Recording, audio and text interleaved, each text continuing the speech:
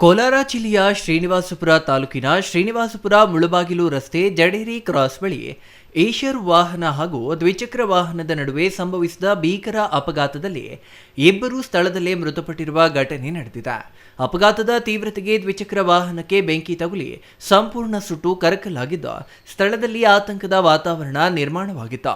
ಮೃತರನ್ನ ಕೋಲಾರ ಜಿಲ್ಲೆಯ ಕೆಜಿಎಫ್ ತಾಲೂಕಿನ ಕದಿರಿಗಾನಕುಪ್ಪ ಗ್ರಾಮದ ನಿವಾಸಿ 57 ವರ್ಷದ ರಘುಪತಿ ಮತ್ತು ಆಂಧ್ರಪ್ರದೇಶದ ಚಿತ್ತೂರು ಜಿಲ್ಲೆಯ ನಕ್ಕನಪಲ್ಲಿ ಗ್ರಾಮದ ನಿವಾಸಿ 53 ವರ್ಷದ ಕಾಳಪ್ಪಗೌಡ ಎಂದು ಗುರುತಿಸಲಾಗಿದೆ.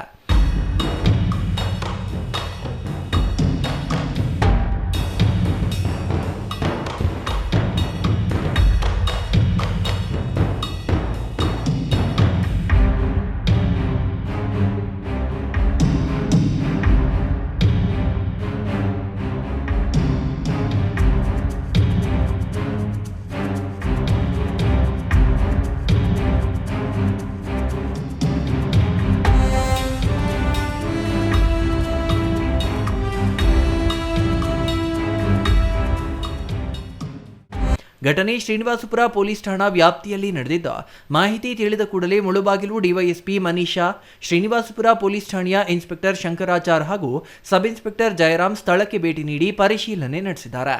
ಅಪಘಾತಕ್ಕೆ ನಿಖರ ಕಾರಣವೇನು ಎಂಬ ಕುರಿತು ಶ್ರೀನಿವಾಸಪುರ ಪೊಲೀಸರು ಪ್ರಕರಣ ದಾಖಲಿಸಿಕೊಂಡು ತನಿಖೆ ಮುಂದುವರೆಸಿದ್ದಾರೆ.